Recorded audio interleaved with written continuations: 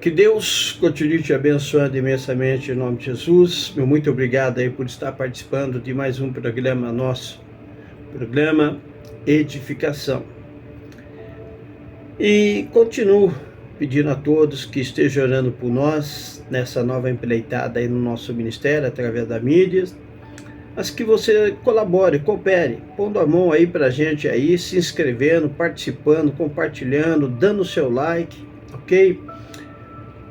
O YouTube olha muito, observa muito, ele quer muito ver esse tipo de participação, valorização daqueles que participam do nosso canal para investir no nosso canal, sim ou não, ok? Então a gente precisa muito disso. E o nosso foco aqui é ajudar, contribuir para o avanço e para a edificação do reino de Deus, amém? Então, por favor, em nome de Jesus, eu conto com a tua bênção aí, amém? Queridos, no vídeo de hoje eu gostaria de abordar uma frase que é uma grande realidade bíblica, de que a pessoa literalmente, ela só é derrotada quando ela desiste da batalha ou das batalhas que ela tem por sua vida fora. Nós temos aqui nas Escrituras Sagradas, estamos aqui no livro de Juízes, Juízes capítulo 19, capítulo 20, onde tem uma história altamente assim assustadora, né? Porque nós temos ali um homem de Deus que teve um problema conjugal, sua esposa voltou para casa do seu pai, ele caminhou, viajou dias, foi buscá-la, e ao estar retornando para sua casa com ela e com seu moço, eles resolveram passar a noite na tribo de Benjamim, uma tribo israelita, nação de Deus, nação judaica. Mas a Bíblia diz que um pouco mais tardar à noite, um homem de Benjamim o hospedou na sua casa. E por incrível que pareça, naquela cidade havia alguns malditos, malignos, sodomitas, que decidiram violentar, estuprar este homem que estava passando ali pela cidade de Benjamim, mas que estava pernoitando aquela noite lá. E aí então, aquele que o hospedou ficou extremamente confuso, triste, relutante, e tentou convencer aqueles filhos de Belial a não fazer tal loucura em Israel. Porque é uma nação judaica, é uma nação israelita, é uma nação de Deus, uma nação monoteísta, uma nação que conhece os princípios, sabiam, né, que nunca poderiam fazer aquilo em Israel. Era uma loucura, um pecado. Mas eles não levaram em consideração, e quando aquele homem viu que não tinha jeito, ele pega a mulher desse viajante e entrega para eles. E eles, diz a Bíblia aí, abusaram, estupraram, violentaram violentamente ela a noite inteirinha, ao ponto que de manhã ela já estava agonizante, à beira da morte. Conseguiu chegar até a casa deste homem, onde estava seu marido, mas não conseguiu mais nada, morreu ali mesmo. Então ela teve uma morte violenta, traumática, perturbadora e agonizante, né? Morreu ali, parte a parte, pouco a pouco, pedaço a pedaço, sendo mutilada, moralmente e fisicamente. O marido dela então abriu a porta de manhã e vê sua mulher ali morta. Ele pega o corpo dela, não a sepulta, não enterra, leva para sua casa, corta ela em 12 pedaços e manda para todas as nações de Israel, todas as tribos. E todos, quando viram aquilo, ficaram pasmados. Reuniram-se e imediatamente vieram elucidar aquilo ali. E então aquele homem disse: olha, aconteceu isso, fui buscar minha esposa, passei por Benjamim, fui pernoitar lá, estupraram, mataram minha mulher dessa forma. Fiz isso para ver se há justiça em Israel. E aí então toda a nação decidiu lutar contra Benjamim, por causa desse crime horrendo. E aí foram até a tribo de Benjamim e falaram para que os benjamitas entregassem os criminosos. Na verdade, eles não queriam problema com os irmãos dele, os benjamitas. queriam os criminosos, os bandidos, né? A lei de Moisés previa, dente por dente, olho por olho. Quem matasse morreria pelo sangue daquele que ele derramou. Mas, incrivelmente, impressionantemente falando, a tribo de Benjamim foi conivente com os criminosos, não quis entregar e assumiu toda a responsabilidade junto com os criminosos para defendê-los. E aí então eles consultaram a Deus, Israel buscou o Senhor e Deus disse: não, pode ir contra Benjamim, porque eu serei convosco e entregarei na mão de vocês. E aí então Israel foi para a batalha. E incrivelmente, quando a gente vai ver aí, irmãos, nessas batalhas aí, Israel perdeu a primeira batalha. Morreram muitos e muitos e muitos homens valentes de Israel, tentando dignificar o nome de Deus, tentando fazer justiça na terra de Israel, tentando fazer com que as coisas corretas, certas, divinamente inclusive, estivessem estabelecidas. Aí então a nação de Israel ficou profundamente frustrada, angustiada, porque não entenderam, porque dezenas de milhares de homens de Deus morreram ali. Deixaram pais, deixaram esposa, filhos, e consultaram a Deus novamente, apesar de tudo. E Deus novamente diz: não vá, podem ir, porque eu vos entregarei na mão, vocês vão vencer essa batalha. Então Israel se animou, foi novamente, e por mais uma vez, por incrível que pareça, Israel novamente perdeu a batalha contra os benjamitas. Aí então você imagina, né? A frustração, a dúvida, a interrogação, a confusão que ficou na mente de Israel por perder duas batalhas que Deus tinha mandado guerrear, que eles venceriam. Mas graças a Deus, ainda assim eles foram realmente consultar a Deus novamente para saber se continuariam com aquela guerra ou paravam por ali e deixavam as coisas como estavam. E Deus disse: não pode ir, vá, porque eu serei convosco. Aí então Israel montou uma estratégia e foi novamente pela terceira vez contra os benjamitas. E aí sim, finalmente, definitivamente, Benjamim perdeu a batalha. Cerca de 50 mil guerreiros de Benjamim caíram por terra naquele dia, foram derrotados, quase que acaba ali por completo a tribo de Benjamim.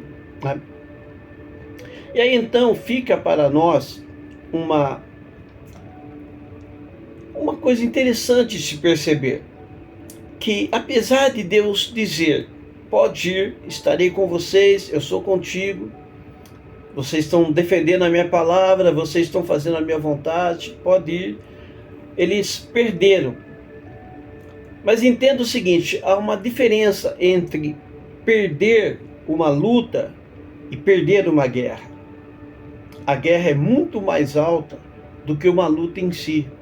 Quando a gente olha, por exemplo, para campeonatos de futebol, por uma série de esportes que existe na vida, é uma soma de pontos. Muitas vezes a pessoa perde uma corrida, perde um round ali no ringue, mas não perdeu ainda a guerra. Então eles continuam lutando, continuam acreditando, persistindo, lutando. E quantas vezes se superam, dão a volta, vencem e saem vencedores e ganham a guerra definitivamente. Assim, queridos, verdadeiramente, a pessoa só perde, na verdade, a guerra quando literalmente ela joga o pano. Ela pede água, ela se entrega, né? Como a gente vê nas lutas da vida, e bate no braço do outro dizendo: acabou, perdi, você ganhou, tal, tudo, né? Então só quando a pessoa realmente recua, desiste, tira a mão do arado, aí então, queridos, não tem mais o que pode ser feito, né? Porque depende muito a ação de Deus, da fé, da perseverança, da confiança, da garra da pessoa, para que ele continue trabalhando e, por intermédio dela ou dela, né, interagindo para que ela supere e vença essa guerra que ela levou diante de Deus. Isso a gente vai ver em tantas vezes na Bíblia, principalmente ali quando Pedro está andando sobre as águas, quando ele vê a Cristo vindo ao encontro deles ali, por cima das águas. E você vê que Pedro, enquanto ele está olhando para Jesus, a tempestade está ali do lado, mas entre ele e Jesus não tem tempestade. A água está calma, é o Rei dos Reis que está vindo ao encontro. Mas quando Pedro subitamente tira os olhos de Jesus e olha para a tempestade, os problemas que está acontecendo na vida, aí se perde a fé, a confiança, a esperança, a garra, a determinação, e Pedro naufraga. Assim, amados, de uma forma geral, a nossa vida nessa terra não tem como. É uma questão de coerência com as escrituras sagradas, né? Infelizmente, tem muitos propagando um paraíso que não existe, um paraíso que não está aqui, está nos céus. Há pouco tempo eu tive uma experiência pessoal de ser arrebatado aos céus e ser levado ali na Cidade Santa. Então, o paraíso, segundo a própria Bíblia Sagrada, não está aqui, está nos céus. Cristo preveu e disse: olha, no mundo vocês terão tribulações. Nós estamos no mundo, como a Bíblia diz, vocês estão no mundo, mas vocês não são do mundo, vocês são do alto. E o mundo vos odeia porque odeiam a mim. E o próprio Cristo declarou que Satanás é príncipe deste mundo. João fala que o mundo jaz no maligno, o diabo anda ao derredor, ok? O maior problema do diabo na terra é você, eu, os cristãos, a palavra de Deus. Essas coisas são todo um problema para o inferno, porque nós somos luz do mundo e o sal que está conservando a terra. Então toda a batalha, literalmente, para destruir, matar e roubar é contra nós cristãos. Daí o porquê você muitas e muitas vezes é surpreendido por batalhas que não tem explicação, aparecem, surgem, né? Tempestade, adversidade, problema na família, no casamento, financeiro, no trabalho, na vizinhança, com parentes, surge. Porque Satanás está usando, jogando aquilo que ele tem nas suas mãos contra as nossas vidas. E principalmente, amado, nesses últimos dias, ok? Hoje, quando estou gravando esse vídeo, nós estamos no dia 26 de setembro de 2023, e nós estamos vendo uma série de catástrofes que estão acontecendo pelo mundo afora. Seca, calor intenso em muitos lugares, águas desaparecendo, outros lugares, ciclone, tufão, furacão, enchentes, a guerra entre a Rússia e a Ucrânia e tantas outras coisas que estão dizendo: olha, a Bíblia está se confirmando, Jesus está voltando, o final está chegando. Da mesma forma como eu e você ouvimos essas realidades, o diabo também está ouvindo. E ele sabe que a hora dele ser lançado definitivamente ao tormento eterno está próximo. Ele não tem mais nada o que perder. Ele já perdeu tudo. Então também ele está dando tudo e fazendo tudo com o seu exército maldito, maligno, para arrasar a igreja de Cristo, combater o povo de Deus. Por isso a gente está vendo comunismo, socialismo, tanto pecado, maldade, crueldade, violência e tantas outras coisas mais piorando, proliferando. Como a Bíblia diz, o mundo irá de mal a pior. Os últimos dias serão tempos difíceis. Mas nós temos que ter a principal convicção. Primeiro, a nossa vida está na mão de Deus. Segundo, Ele está em nós. E se Deus é por nós, quem será contra nós? Nenhum fio de cabelo cairá da nossa cabeça se não for somente pela vontade de Deus, querido. Nós temos que ter a convicção de que Deus está conosco. Está vendo, ouvindo, acompanhando tudo e todas as coisas. E que nós não podemos abrir mão da maior e da melhor coisa preciosa que temos na vida. A salvação, a vida eterna em Cristo Jesus. Esse é o maior milagre. Como Jesus diz, o que adianta se ganhar o mundo inteiro se perder a salvação da sua alma? Então, amados, Deus tem um propósito na tua vida. Deus te quer com Ele nos céus. Não desanime, não recua, não retroceda. Eu sei que não é fácil, porque eu sei o que eu passo na minha vida. Mas Deus está conosco. Nosso nome está no livro da vida eterna. Estamos na mão dele, sobre o amor, o cuidado, a graça, a bondade e a misericórdia dele. Ok? Então, não desista. Nós podemos ter perdidos algumas lutas, mas nós não podemos perder a guerra. Porque maior é aquele que está conosco do que aquele que está contra nós. Amém? Peço a Deus, em nome de Jesus, que não somente essa palavra, mas que o céu se abra sobre a sua vida. Milagres, maravilhas e prodígios, vitórias, bênçãos, galardões de Deus. Inunde a tua vida em nome de Jesus, te fortifique, mantenha em pé, vencedora, vencedor, para chegar nos céus e desfrutar da vida eterna em Cristo Jesus. Amém? Forte abraço, Deus continue te abençoando e até o nosso próximo vídeo, querendo Deus.